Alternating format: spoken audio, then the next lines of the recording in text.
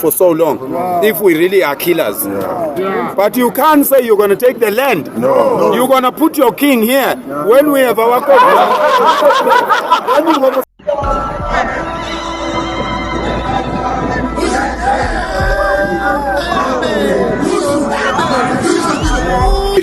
The politicians must stop sending people to dig roads. Politicians must stop to send people to ban libraries and schools and malls and all these things and police stations and attack police. Politicians must stop that nonsense. Today be today, today be today, today is today. South Africa, it is going crazy in South Africa right now. The police, the military, everyone is on the street. The people have started protesting. It is not even 30th yet. No, I don't want to talk much. I just want to give you the videos. And also, in Gizwe, he was having a conversation with some Nigerians, and I really love that conversation, and I would like you to just pay attention, watch that video and listen to him. If you truly want to understand what they are doing and everything that they are basically doing, just watch this particular video. Don't forget to like, don't forget to subscribe.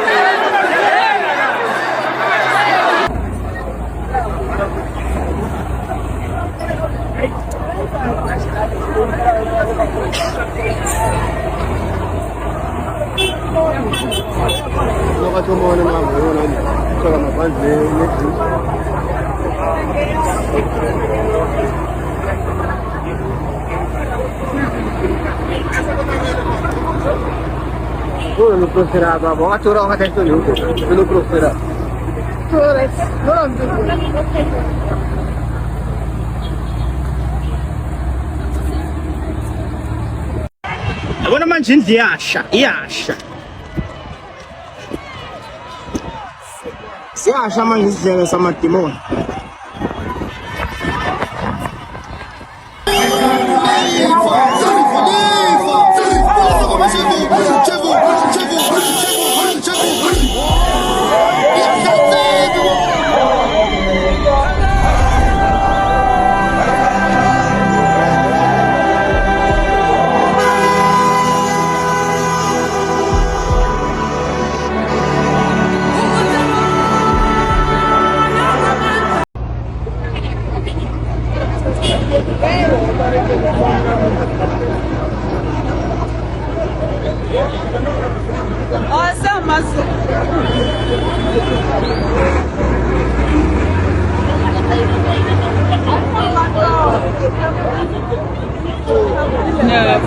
Pandang penyi rồi.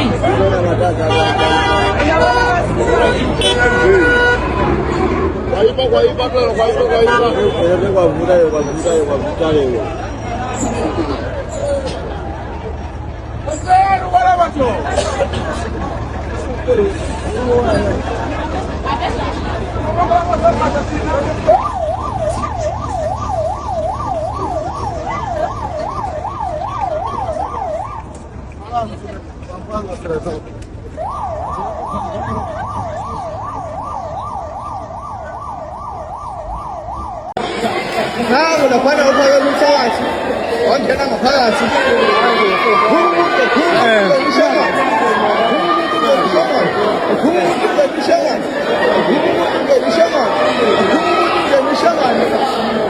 usephakathi kweliphakathi umthakathi khani ngiyambona bakhona nabafosi laphana bagada nje ayisakugqibela ukuphela insizwa isakugqibela ukuphela insizwa yabona ingcindile idimbile laphana laphakathi akhona babaphethe hawu amafoni desaphethe amafoni emall desaphethe amafoni emall zisami ungasithethe amafoni singaphansi desaphatha.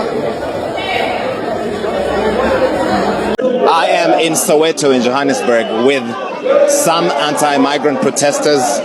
This is the final day before the unofficial June 30th deadline for undocumented migrants to leave South Africa. And they've been walking around these streets, some of them singing songs celebrating Zulu Pride and asking undocumented migrants to leave South Africa. They insist that they're not xenophobic, they're not Afrophobic. They want South African law to be respected. And they feel, some of them told me, that African migrants have taken over South Africa. They're criminals, that they are damaging their country, and it's time for them to go back and fix their own countries.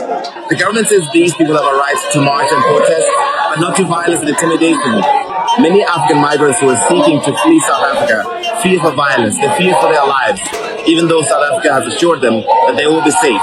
Several African countries are repatriating their citizens, including Zimbabwe, Uganda, Ghana, Nigeria, and Mozambique. We encourage we encourage all the shops to open, because we just went to a Jabulani Mall.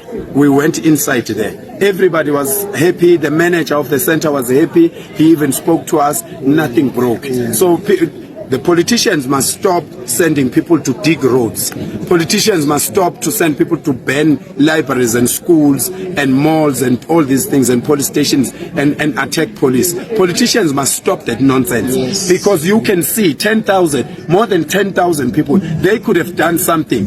These police are too small the number of police is too small to contain this number of people. But they did not do that, because people don't do those things. It is politicians who send people to go do the wrong things. We are here now. We are leading these people. We are going to make sure that we project our South Africans as sensible people, as responsible people, as law-abiding people. And that's why they gave us all these names: vigilantes, xenophobia, and they all failed dismally. You know, even those that came with the trying to cause war in South Africa, saying we are funded by Israel, they were lying. Israel can't fund us, because we don't believe in that nonsense that they are doing there. So we can't take money from Muslims, we can't take it from Israel, we can't take it from anyone, we can't take it from our own black people if the motive is not right. We want people who are going to fund this thing, they must fund the cause, and they must stay away from it. If you are a politician, you want to put money in this thing,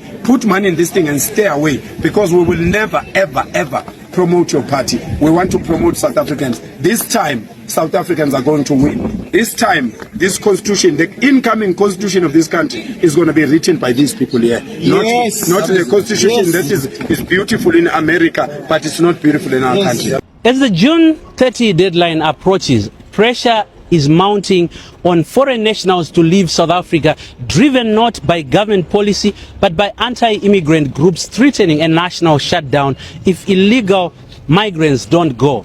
President Cyril Ramaphosa has warned these groups against taking the law into their own hands, insisting the enforcement of immigration laws rests with the state. But the threats have already triggered an exodus. Here in Beitbridge, the busy border town linking South Africa and Zimbabwe, migrants from across the region are passing through. Malawians, Zambians, Tanzanians, and others are making the long journey home. Some have been on the road for nearly a week. With no organized repatriation in place, most are self-funding their journeys. And once they cross into Zimbabwe, they hit a wall. There simply isn't enough transport to move onwards. The problem is transportation. Because, you know, to go to your country, you need to use maybe bus. And yet the bus is already full. So it's very, very difficult for us to find the bus at once. You can see the majority of people. So it's not easy to find a transport at once. Zimbabwean bus operators say they want to help, but they are caught in a legal gray zone. Several have been fined and accused of human trafficking for carrying foreign nationals through the country. Our main problem is once we transport these people locally in Zimbabwe, that is from Bedbridge to either Harare or Nyamapanda, on the way we are being fined because they are saying we are human trafficking them. The South African government says it has already deported 100,000 foreigners in the past 2 years and stopped 500,000 more at its borders. But the unofficial June 30 deadline set by civilian anti-immigrant movements has accelerated departures dramatically. With less than 24 hours to go, even bigger crowds are expected to pour through this exit. Many will cross, and how many will be left stranded on either side, no one can say. I hear you, and I respect you, and I respect that. We have a government that has forgotten that, and that is why we set up this deadline of the 30th. We did not say on the 30th people are going to be killed. We did not say on the 30th the shops are going to be looted. We said government work towards this deadline. Do something about the things that we are crying about. Sort out whatever we are complaining about. By the 30th, give us a report as to what have you done since we've started. Okay. That's why my movement is for men. But always women are welcome because they don't want to be left out. But my movement my movement is about moral regeneration. You are a man, my brother. You don't have to be complimented for doing what a man does. Don't expect your wife to say, "Oh, you are the best husband because you are loving your kids." You are doing what you're supposed to do. Take your responsibility. I'm a man in South Africa. I pay tax, and that tax I want to see where it's going. My tax can't go anywhere. It has to go to South Africans. And if you are coming from outside the country, come and respect the laws, abide by the laws, keep everything correct, and do your business. If you're doing business, pay taxes and everything. Now, my problem is here with you guys who are legal in the country. That is my biggest problem now. We don't see you condemning the wrongs that are done by the illegal immigrants in this country. Are you guys listening now? Yeah. Are you listening now? You see, I don't like arguments, my brother. I'm a very positive person. I live a positive life. I promise you, there is no problem in this world that I cannot solve. I don't like arguing. And you guys must also, my brothers, you must learn that. Stop arguing. If you are 10 in a room, all of you are talking at the same time, it doesn't work. No one is talking. I'm asking you, I'm saying to you, I have a serious problem of the legal immigrants and foreigners in this country that are supporting the illegal wrongdoings of them. We don't see you as that's why you are going to be in the same basket. We want to see you come out and condemning this nonsense. Do you know how many death threats I get? Do you think I care? I would be standing in front of you like this. I would be standing around surrounded by you like this if I cared about death. I will die one day. Even if I'm doing this or not doing this, I will die one day. And death, my father passed away when I was 12. He told me about death. He educated me about death. It's nothing. You are something while you are still alive. You have to do everything while you are alive. Because one day you're going to pass away. But it will be a shame to your forefathers if you were to pass away and you haven't done anything. There's no legacy.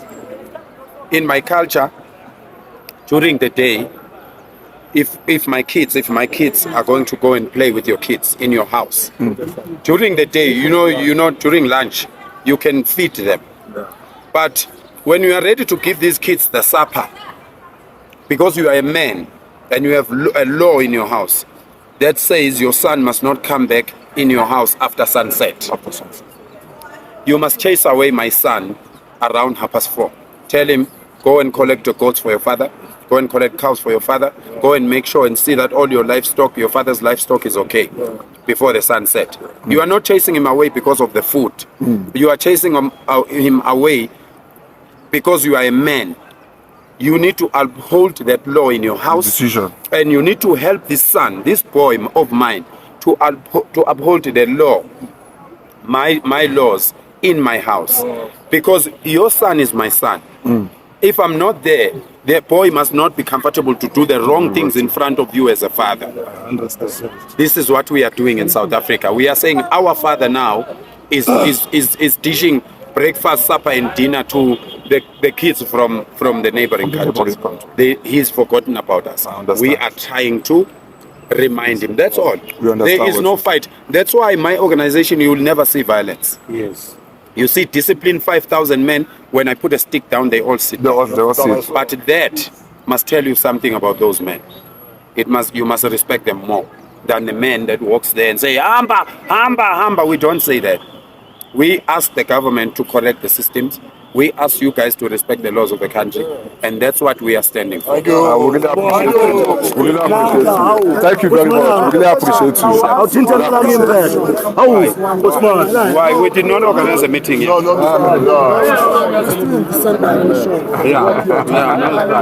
But we did not organize a meeting today. Okay. We must organize. I was passing. I'm the one who stopped you. Yeah. This man said, let's stop and have a conference. Thank you very much. Thank you very much. You need to leave tomorrow. Thank you very much. Thank you very much. The Nigerians in Durban, they are selling drugs there, and they are telling us in our faces that we are not men. No, that's the wrong So you see, the reason why, if you guys remember, do you know when I started this? Do you know when I started intensifying? My campaign is 12 years old. This campaign is 12 years old, but wow, because I'm peaceful, you know, nobody looks at me until I change. Until now.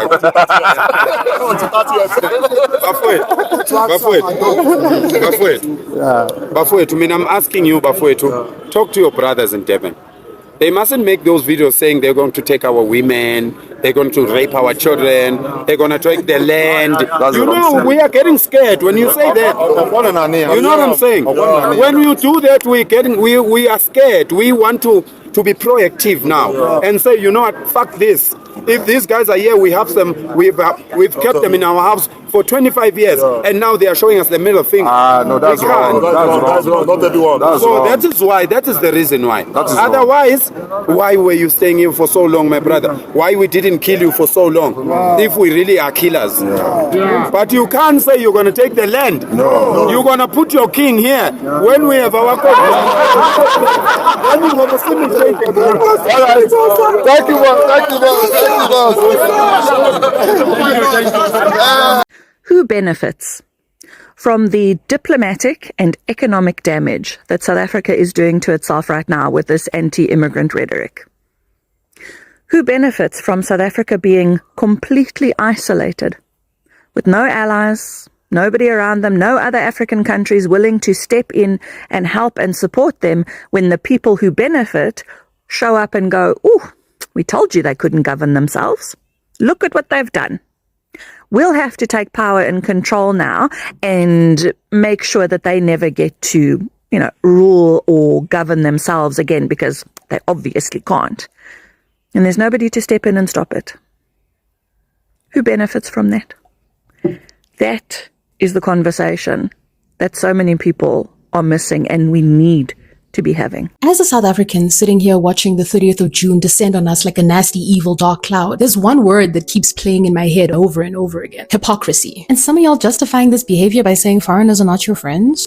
Okay. Y'all are telling me that we're sitting around watching our nail techs and lash techs, the people who do our hair, the people who help maintain our homes and our gardens, personal assistants, receptionists, the ones you smile at and recommend to your friends. And yet here we are, supporting a movement that targets those exact same people. What? How do you benefit from someone's labor, tell them that you appreciate the work that they do, and then turn around and blame them as the root cause of all your problems? But let's add another layer of complexity because it gets worse. Because it be the ones who are paying foreigners for their services, also turning around and saying that the foreigners are stealing jobs, and then also turn back around and call South Africans lazy and entitled and say that this is why you prefer to work with foreigners. And to the person who wants to comment, we don't have a problem with foreigners, just the undocumented one, you're lying. Because we all know the ones who work unreasonably hard and simultaneously charge significantly less than what their work is worth are the undocumented foreigners. Mind you, look at the state of our pockets. Majority of us couldn't afford an accurately priced service if we tried. And I know you haven't been checking papers before hiring them or paying them for their services. No, that's a very new feature for us, isn't it? They're taking our jobs, we're all poor because they're taking our jobs. No, they're not. Immigrants tend to go to countries to do jobs that the people in that country do not want to do. Mind you, this isn't unique to South Africa. This is a common global theme that I take issue with. Literally any country that you go to, immigrants tend to go there and do underpaid, undervalued jobs. Trend sucks, but that is the trend. The bottom line is the system at large sucks and your government sucks. The issue here is not people trying to survive. That's kind of what we're all doing. The issue here is a hypocritical system where workers are exploited and then blamed for the failures of that system. You cannot possibly benefit from someone's labor every day, put money in their pockets, and then turn around and treat them like they don't belong. It's a little slavery-ish if you ask me. It's giving apartheid.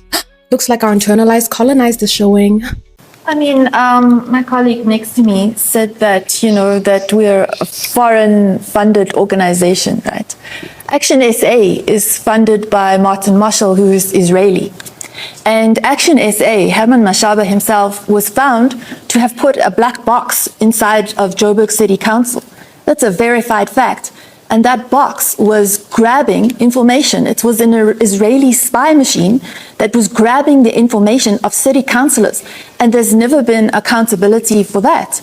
So when we're talking about elections and who's funding all of this and who's dividing our country and who's dividing the black working class, it is foreign interests and it is the ruling class. And it is people who don't want wealth redistribution, who don't want to see the black working class succeeding, and who are going around blaming people who, some of them are from Limpopo, some of them are from rural KZN, some of them are from rural KZN, some of them are from the rural areas, and now all of a sudden everyone is looking around their neighbors, their neighborhoods and saying, but that guy has dark skin, but that lady has a funny accent. This is the perfect strategy to divide the country. It's the perfect strategy to divide the working class when actually we need unity amongst everyone to stand up against this system which is crushing the black working class and crushing our people. South Africa's economic crisis was not created by migrants. It is rooted in economic stagnation and deindustrialization, mass unemployment, corruption, austerity, and the failure to build an economy that serves the majority. We came and realized that it is a political thing because each time whenever there's elections around, we are always the ones involved. So we're more like a scapegoat. We're more like the weak point to gain votes from citizens. So in Gizwe, this is what he's saying. And sometimes when you listen to how he speaks, especially meeting these Nigerians and talking to them, it is so beautiful and it's so understanding. But I don't know what exactly, or it is some people that have just taken this as an advantage to just loot people's shop and do all manner of things and beat up people and all that. I don't even know. Because when you listen to this guy, it seems like he means no harm. But bro, you see, they should have communicated this properly. And also made sure the government basically enforces the law so that these security agencies and the immigration and all these people work. Charlie, I don't understand all these things right now, because if you listen to this guy and the way he speaks, it is totally different. And when you also see the videos, they are so different. So Charlie, what is the real thing? And as they said, this thing is being funded. Me, I've said this here, it's being funded. But who is receiving that money? Some time ago, I shared with you, if you've been following me, I've shared with you a video of a newspaper or whatever from Israel saying they are going to do what? Fragment Africa, and they are going to start with South Africa. I will not be surprised that's what has started, although these xenophobic attacks has been going on for years. But this year's own is massive and it's too huge. I don't know what you will say, but Charlie, let's see what happens tomorrow.